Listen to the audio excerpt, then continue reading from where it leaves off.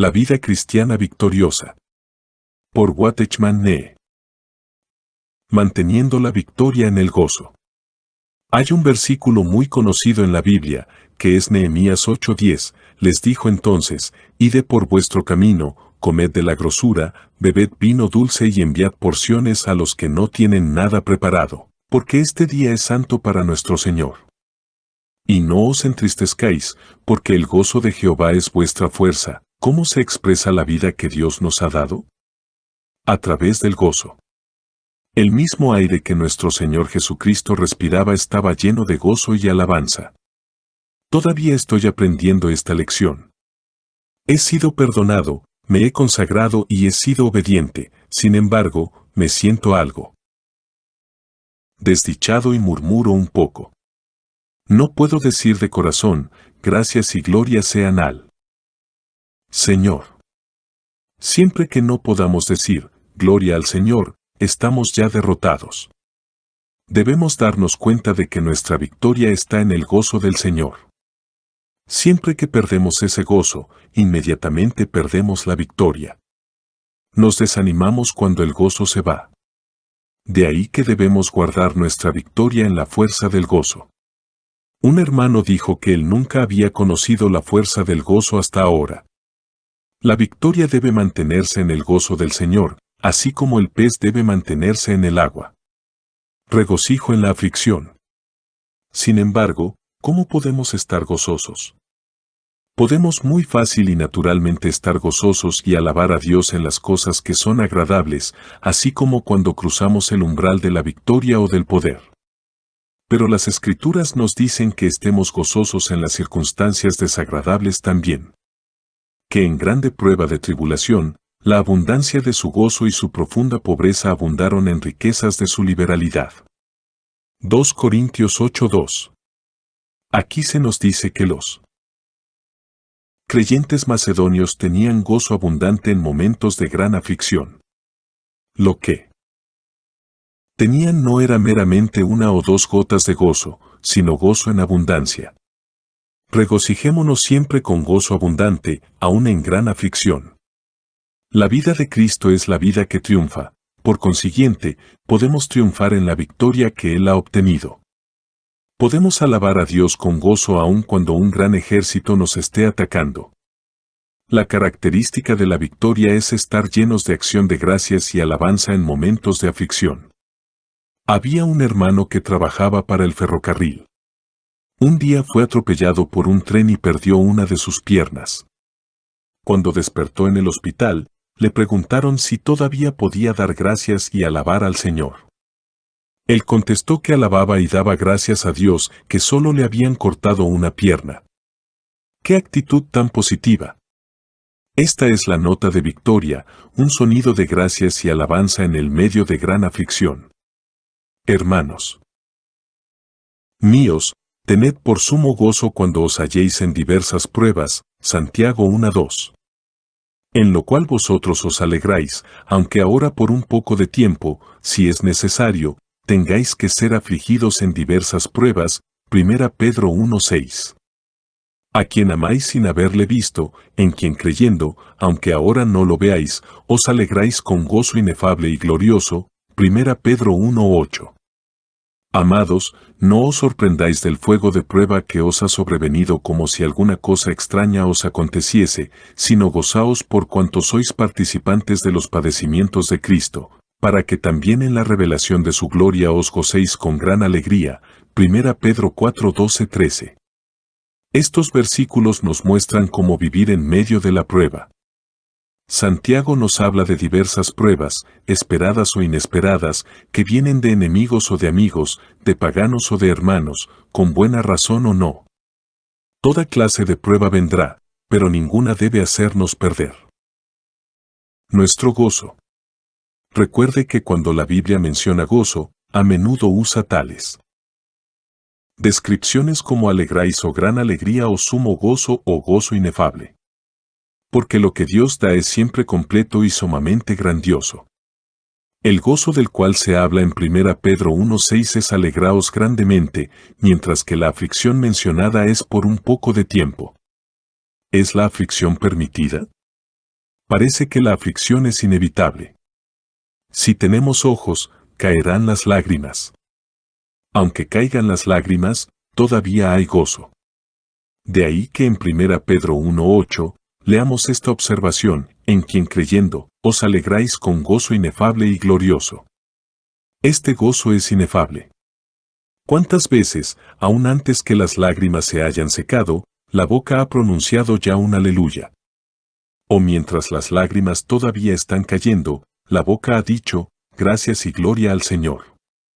Muchas personas derraman lágrimas por un lado, sin embargo, alaban y dan gracias a Dios por el otro. Recuerden las palabras del himno, si la senda que camino, escrito por la hermana Marguerite Barber.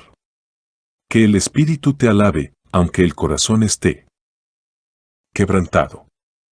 Mientras viva en la tierra, su corazón estará muchas veces quebrantado, porque usted tiene sentimientos, sin embargo, su espíritu está lleno de gozo. De acuerdo con la palabra de 1 Pedro 4:12, uno se regocija no solo durante los momentos de prueba, sino también cuando la prueba inicialmente viene sobre uno. En otras palabras, usted le da la bienvenida a la prueba. Usted le da gracias y alaba al Señor porque viene la prueba.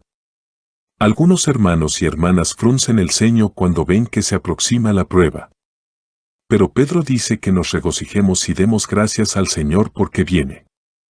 Cuando podemos dar gracias y alabar a Dios por la prueba es porque ya estamos por encima de ella.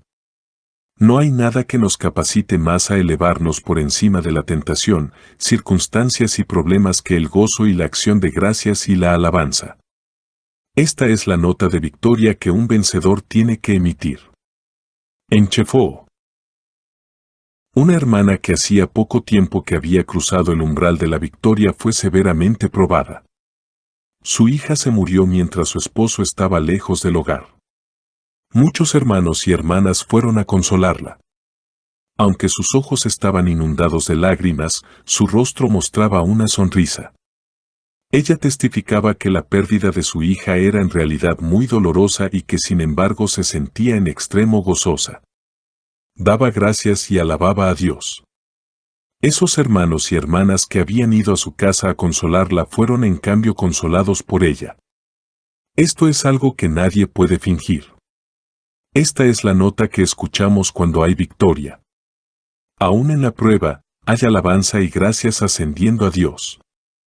Hoy día, nosotros los cristianos en la tierra tenemos que ser el ejemplo de Dios. ¿Son nuestros ejemplos hermosos? ¿Somos diferentes al mundo?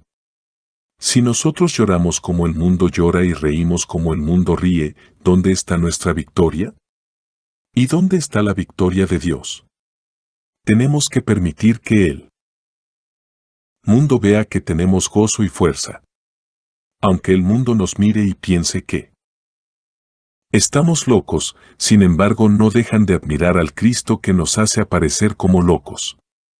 Que Dios en su misericordia nos ayude para que podamos manifestar la victoria de Cristo en las aflicciones. Bienaventurados sois cuando por mi causa os vituperen y os persigan, y digan toda clase de mal contra vosotros, mintiendo. Gozaos y alegraos, porque vuestro galardón es grande en los cielos, porque así persiguieron a los profetas que fueron antes de vosotros. Mateo 5:11-12. Cuando los hombres le vituperen, usted puede decir que será paciente. Cuando los hombres lo insulten, usted puede decir que no contestará. Sin embargo, no piense que ser paciente y mantenerse callado es suficiente. La verdad es que usted ya está derrotado. Porque soportar y mantenerse callado es algo que el mundo puede hacer. Los budistas y los confucianistas pueden hacer eso. Usted tiene que ser diferente a ellos. Cuando los hombres lo vituperen, tiene que ser capaz de decir en la victoria de Cristo, Señor, te doy gracias y te alabo, porque usted considera el vituperio de los hombres como algo gozoso. Cuando los hombres lo persiguen, tiene que decir en el triunfo de Cristo, Señor, te doy gracias y te alabo, porque usted toma su persecución como algo acerca de lo cual gozarse. Si su victoria es genuina, usted se regocijará y se alegrará mucho. Aunque diga que es victoria, si solo soporta lo que el mundo puede soportar, no es victoria genuina, sino algo fingido. Lo que el Señor hace es siempre lo que trae gozo. A la luz de todo lo que hemos dicho, entonces, el asunto aquí es si la nota que escuchamos es la correcta o no. El problema de hoy estriba en que consideramos que la paciencia sufrida en silencio es una virtud por excelencia. Pero cuando usted es vituperado por los hombres, ¿puede alegrarse? ¿O simplemente mira hacia abajo y se queda callado? Muchos están siendo perseguidos. Muchas hermanas son perseguidas por sus esposos. Muchas están siendo perversamente calumniadas. ¿Qué hacen ustedes, hermanas? ¿Le piden al Señor que las ayude para que no pierdan los estribos y exploten? ¿Consideran ustedes que no explotar es la victoria? Ustedes pueden pensar que han vencido, pero esta no es la victoria que fue dada por el Señor. Si fuera la victoria del Señor, ustedes podrían alabarlo y darle gracias en medio del vituperio y la persecución del hombre. Permítanme reiterarles que cuando no damos gracias y no alabamos a Dios, estamos ya derrotados. Porque la nota y el sonido de la victoria son acciones de gracias y alabanzas. Una vez un hermano en el Señor que estaba viajando en un tranvía, se encontró sentado al lado de su peor enemigo. Le pidió al Señor que lo ayudara. Por fuera su actitud era correcta y le hablaba directamente, hasta conversaba con él acerca de las noticias concernientes a un inminente evento deportivo. Pero por dentro le estaba diciendo al Señor que por favor hiciera que su enemigo se bajara pronto del tranvía para que él pudiera mantener su victoria. Suspiró al llegar a su destino y dijo que no había sido fácil obtener la victoria. Sin embargo, ¿fue esto una victoria genuina en el Señor? Permítame decirle francamente que esta no fue sino una victoria mentirosa, una victoria hecha por el hombre, un triunfo vacío. Si hubiera sido la victoria de Dios, no hubiera necesitado pedirle al Señor que lo preservara y le diera paciencia, más bien le hubiera dicho a Dios que le daba gracias y lo alababa por ponerlo en semejante situación. Aun si el viaje hubiera sido más largo, no le hubiera importado para nada. Regocijaos en el Señor siempre. Otra vez diré, regocijaos. Filipenses 4:4. Cada vez que la palabra de Dios menciona al gozo, lo hace por medio de expresiones tales como gran gozo o sumo gozo o regocijaos siempre. Siempre aquí significa con persistencia. ¿Lo han escuchado? Si no han escuchado, entonces otra vez digo, regocijaos. Tal es la idea clave de lo que Pablo quiere decir. Si no se les grabó la primera vez que lo dije, entonces se los diré otra vez, que se regocijen. La vida que Dios da es una vida gozosa. El gozo es la expresión diaria del andar del cristiano. A pesar de tribulaciones y pruebas, todavía hay gozo. Lo opuesto es el afán. Muchos están preocupados por sus hijos, por dinero o por su trabajo. Pero la palabra del Señor declara, por nada estéis afanosos, Filipenses 4:6. Pensamos que tenemos causas para estar afanosos, pero el Señor replica, por nada estéis afanosos, para que nos podamos regocijar siempre. Pecamos si no estamos gozosos, aunque sea por un solo día. Una vez en una reunión un hermano habló sobre el tema por nada estéis afanosos. Una hermana que se encontraba allí presente se sintió muy descontenta con el mensaje. Ella argumentó, ¿cómo podía alguien no estar afanoso? Si los hermanos estuvieran más afanosos, observó, las hermanas podrían comer mejores alimentos. Esto lo dijo porque los hermanos estaban a cargo de los alimentos ese día, punto. El Señor, sin embargo, no la dejó en paz hasta que logró que ella se diera cuenta que el afán era en realidad un pecado. Finalmente, ella obtuvo la victoria. Por lo cual, por amor a Cristo me gozo en las debilidades, en afrentas, en necesidades, en persecuciones, en angustias, porque cuando soy débil, entonces soy fuerte. 2 Corintios 12:10. Pablo tomó las debilidades, las afrentas, las necesidades, las persecuciones y las angustias como un placer y un gozo. Ninguno de ustedes saben lo que les va a acontecer. Saben muy bien que vuestro camino en la tierra no va a ser enteramente llano. Algunos de ustedes tal vez tengan familiares enfermos, otros tal vez enfrenten la muerte de seres amados, y otros pueden padecer persecución. ¿Qué harán? Si le dicen al Señor que serán pacientes, sus mismas palabras probarán ser su derrota. Pero si dicen, Señor, te doy gracias y te alabo, prevalecerán. Porque entonces Cristo será manifestado en ustedes. Porque le dan la oportunidad al Señor de demostrar su poder, por consiguiente, pueden permitirse estar gozosos. Esa debe ser vuestra vida diaria sobre la tierra. Que puedan regocijarse en el Señor siempre y ofrecerle gracias y alabar su nombre. Dad gracias en todo, porque esta es la voluntad de Dios en Cristo Jesús para con vosotros. 1 Tesalonicenses 5:18. Y todo lo que hacéis, sea de palabra o de hecho, hacedlo todo en el nombre del Señor Jesús, dando gracias a Dios Padre por medio de él. Colosenses 3:17. Estos dos versículos incluyen a todo. Demos gracias y alabemos a Dios y digamos, aleluya. El mundo puede estar sorprendido por nuestra actitud, sin embargo, damos gracias en todas las cosas.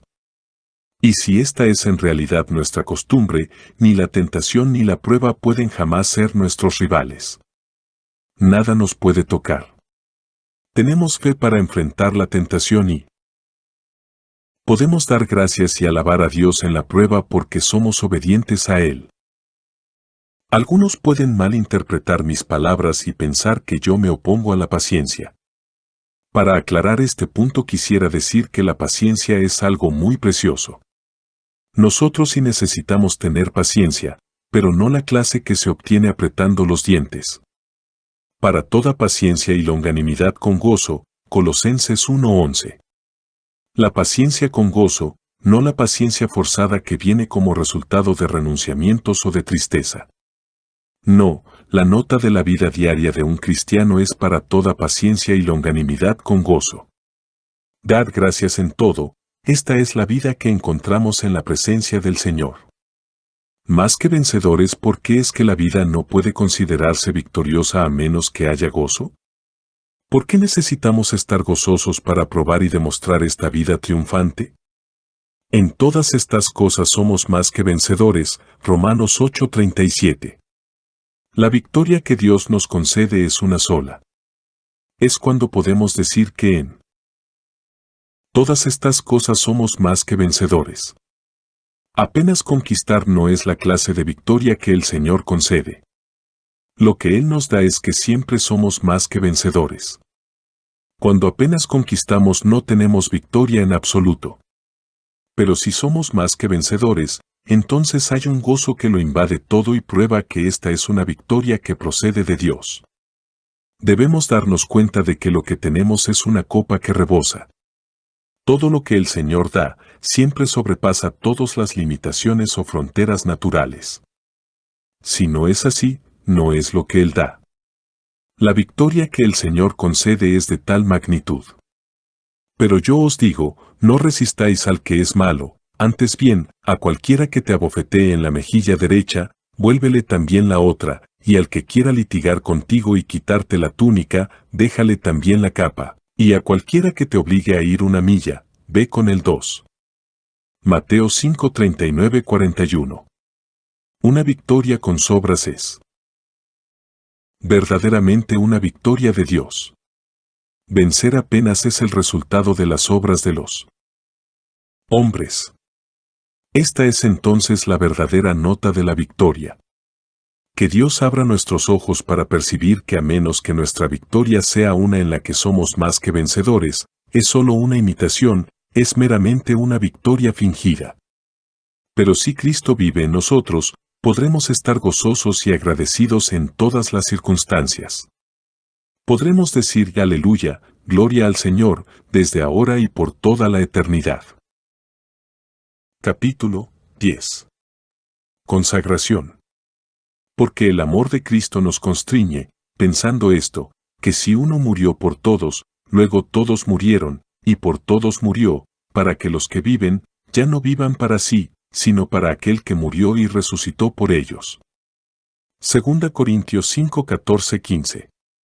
Ni tampoco presentéis vuestros miembros al pecado como instrumentos de iniquidad, sino presentaos vosotros mismos a Dios como vivos de entre los muertos, y vuestros miembros a Dios como instrumentos de justicia. Romanos 6, 13. ¿No sabéis que si os sometéis a alguien como esclavos para obedecerle, sois esclavos de aquel a quien obedecéis, sea del pecado para muerte, o sea de la obediencia para justicia? Romanos 6, 16. Así que, hermanos, os ruego por las misericordias de Dios, que presentéis vuestros cuerpos en sacrificio vivo, santo, agradable a Dios, que es vuestro culto racional. No os conforméis a este siglo, sino transformaos por medio de la renovación de vuestro entendimiento, para que comprobéis cuál sea la buena voluntad de Dios, agradable y perfecta. Romanos 12, 1, 2. Hablo como humano, por vuestra humana debilidad, que así como para iniquidad presentasteis vuestros miembros para servir a la inmundicia y a la iniquidad, así ahora para santificación presentad vuestros miembros para servir a la justicia. Romanos 6, 19. Mas ahora que habéis sido libertados del pecado y hechos siervos de Dios, tenéis por vuestro fruto la santificación y como fin, la vida eterna. Romanos 6, 22. Antes de concluir esta serie de mensajes acerca de la vida triunfante, es imperativo que hablemos de un tema más, el de la consagración. Porque sin ella, nuestra vida de victoria no alcanzará la cumbre. Consagrarse es en realidad lo primero que uno hace después de recibir la vida victoriosa. Es lo que uno debe hacer después que es salvo. Por un lado, hay muchos que han sido salvos pero que nunca se han consagrado. En consecuencia, la consagración es absolutamente necesaria cuando pasan el umbral de la victoria. Por otro lado, hay algunas personas que, aunque se han consagrado al Señor cuando fueron salvos, han vivido durante muchos años una vida de continuos altos y bajos. Lo que necesitan hacer ahora es consagrarse de nuevo. No me atrevo a decir que la consagración como el primer acto o la primera expresión después de la victoria sea lo que todos deberían hacer. Solo puedo decir que puesto que el Señor murió y resucitó por mí, lo primero que yo personalmente haría después de obtener la victoria sería consagrarme. Algunos argumentan que la consagración debe hacerse antes de la victoria. Conságrate y después conquista.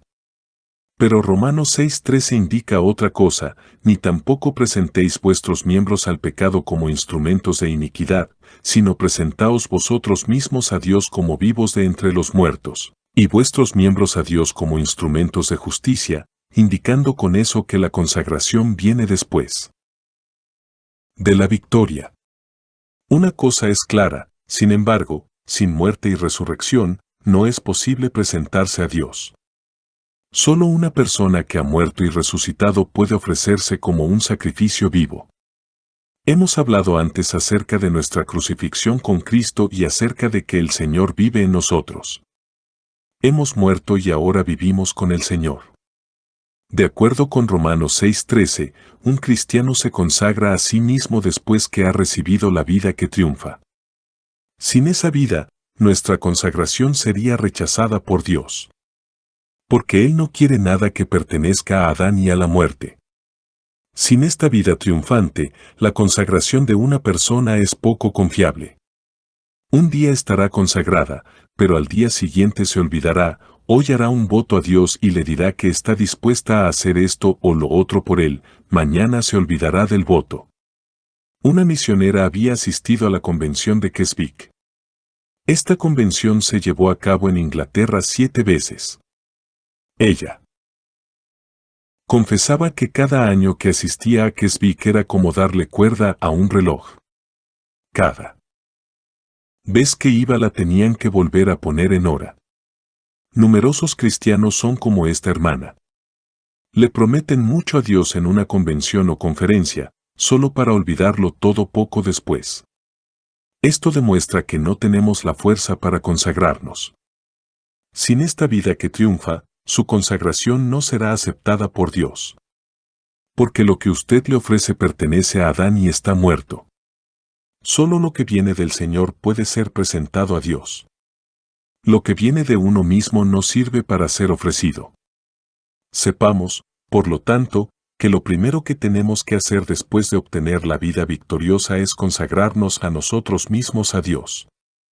Ahora es el momento y la oportunidad de ofrecerle todo a Dios, de lo contrario, nos echaremos atrás después de unos pocos días. La base y el motivo de la consagración. Tanto Romanos 6 como Romanos 12 hablan de la consagración. ¿Por qué presentamos nuestro cuerpo como sacrificio vivo? Pablo nos ruega por las misericordias de Dios. ¿Qué son las misericordias de Dios? Romanos 1 a 8 describe sus misericordias. D. Acuerdo con la interpretación aceptada del libro de Romanos sobre el tema de la consagración. Romanos 12 sigue el pensamiento de los primeros 8 capítulos, con Romanos 9 a 11 sirviendo como un extenso paréntesis en el cual Pablo dirige su atención a los judíos y su salvación. Las cosas descritas en los primeros 8 capítulos son las misericordias de Dios. En el pasado éramos pecadores, pero el Hijo de Dios vino a la tierra para expiar nuestros pecados a través del derramamiento de su sangre. Los capítulos 3 y 4 hablan de la sangre y la fe, el capítulo 5, del perdón y la justificación, los capítulos 6 a 8, de la cruz. Por un lado, la sangre es para la remisión de los pecados para que podamos recibir perdón, por otro lado, la cruz es para la muerte de nuestro viejo hombre para que podamos ser librados del poder del pecado. Gracias a Dios, Cristo murió en la cruz por nosotros y Él también vive por nosotros. Y sobre la base de estas misericordias de Dios, el Espíritu Santo a través de Pablo nos ruega que nos presentemos a Dios. Debemos conocer el propósito que tuvo Dios al crearnos y redimirnos. Él quiere que manifestemos la vida de su Hijo y compartamos la gloria de su Hijo. Aún antes de la creación del mundo, Dios ha tenido un propósito. Él quiere tener muchos hijos, así como tiene a su único Hijo unigénito. Y así lo afirma en Romanos 8:29, porque a los que antes conoció, también los predestinó para que fuesen hechos conformes a la imagen de su Hijo, para que Él sea el primogénito entre muchos hermanos. ¿Por qué ha hecho Dios tales cosas? Porque Él nos había predestinado para ser conforme a la imagen de su Hijo. Este es el propósito eterno de Dios. Él nos compra y nos redime para poder poseernos. Sin embargo, Dios utiliza dos medios para poseernos, uno está de su parte, el otro está de la nuestra. De su parte, Dios envió su Hijo para morir por nosotros, para volver a comprarnos. De acuerdo con el derecho de compra, somos sus esclavos. Gracias al Señor, Él nos ha comprado. Dios le dijo una vez a Abraham, debe ser circuncidado el nacido en tu casa, y el comprado por tu dinero, Génesis 17:13. Aleluya, no solo somos nacidos de Dios, sino también comprados por Él. Somos comprados por Dios, así que le pertenecemos a Él, sin embargo. Él nos deja en libertad. Aunque de acuerdo con el derecho de redención le pertenecemos a Dios, Él con todo no nos obliga a servirlo. Nos deja ir si deseamos servir a Mamón, el mundo, el vientre u otros ídolos. Por el momento Dios está inactivo, Él está esperando que nosotros nos movamos, hasta el día en que decimos de nuestra parte, Dios, soy tu esclavo no solo porque me has comprado, sino también porque te serviré gozoso. Un versículo de Romanos 6:16 revela un principio muy precioso concerniente a la consagración. Llegamos a ser los esclavos de Dios no solo porque Él nos ha comprado, sino también por la razón, ¿no sabéis que si os sometéis a alguien como esclavos para Obedecerle, sois esclavos de aquel a quien obedecéis, sea del pecado para muerte, o sea de la obediencia para justicia. Aquí, entonces, están los dos medios por los cuales Dios nos posee. Por un lado, somos sus esclavos porque Él nos ha comprado. Por otro lado, nosotros en forma voluntaria y con gozo y alegría nos presentamos a Él como sus esclavos. En cuanto a la ley, nos convertimos en esclavos de Dios el día en que Él nos compra y nos redime. En cuanto a la experiencia, nos convertimos en sus esclavos el día en que nos ofrecemos a Él. Desde la perspectiva del derecho de propiedad, somos esclavos de Dios desde el día en que fuimos redimidos. Desde la perspectiva de la práctica, somos verdaderamente sus esclavos a partir del día en que voluntaria y alegremente nos entregamos a Él. En consecuencia, nadie jamás puede ignorar que es un esclavo de Dios, porque para ser su esclavo, el creyente siempre tendrá que presentarse a Él voluntariamente. Tal consagración es totalmente nuestra decisión e iniciativa personal. De ahí que el que ofrece sabe lo que está haciendo. Dios no le obliga a nadie a que le sirva. Y por eso Pablo, conociendo el corazón de Dios, no nos obliga, solo nos ruega. Romanos 12:1 Así que, hermanos, os exhorto por las compasiones de Dios, que presentéis vuestros cuerpos en sacrificio vivo, santo, agradable a Dios, que es vuestro servicio racional. Dios se deleita en ver a su pueblo ofrecerse a Él voluntariamente. La vida victoriosa y la salvación están íntimamente relacionadas. En el momento en que fuimos salvos, naturalmente deseábamos ofrecernos, porque esta nueva vida en nosotros nos constreñía a hacerlo. Cada persona salva sabe que debe vivir para el Señor. Aún así, no tenemos la fuerza. Estamos rodeados de muchas cosas contrarias y no somos capaces de vivir para el Señor. Gracias a Dios, sin embargo, Él nos da a Cristo, capacitándonos así para que nos consagremos a Él. No podíamos ser un sacrificio vivo cuando estábamos muertos en pecado. Éramos todavía incapaces aún después de haber sido salvos y continuábamos viviendo en pecado. Pero ahora que hemos cruzado el umbral de la victoria, Cristo es nuestra vida y nuestra santidad, en consecuencia, podemos ofrecernos a Dios en forma voluntaria y llenos de gozo. Asamblea en Santo Domingo Este. Escrito por el hermano Watchman Nee en el año 1951. Para más información comuníquese con este número de WhatsApp. 1-829-747-1995.